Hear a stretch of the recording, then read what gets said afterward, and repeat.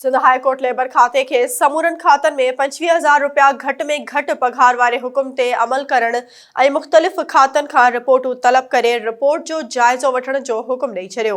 SS news जे reporter शाहिद Core i मूजिबि justice Mohammad Iqbal कल्होड़े जी सरबराही में बरुकनी bench सफ़ाई वारे अमले जी घटि में घटि माहवार पघार 25,000 रुपया मुक़ररु करण बाबति दरख़्वास्त जी ॿुधणी कई।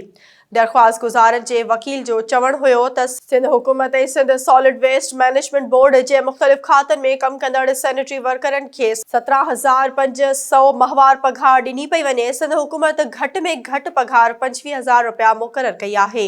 25,000 खां घटि पघार ॾियणु बुनियादी हक़नि वारे क़ानून जी भञकड़ी आहे।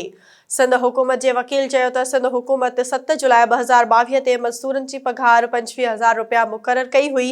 घटि में घटि पघार एक्ट 2015 जे सेक्शन 4 तहत सिंध हुकूमत मज़दूरनि जी पघार 25,000 रुपया मुक़ररु कई, जंहिं ते अमल कयो वेंदो। अदालत मज़दूर जी घटि में घटि पघार 25,000 रुपया करण वारे फ़ैसिले ते अमल जो हुकुम ॾेई छॾियो। अदालत रिमार्क्स ॾींदे चयो त सूबे में सफ़ाई वारे अमले जी घटि में घटि पघार 25,000 रुपया कई वञे।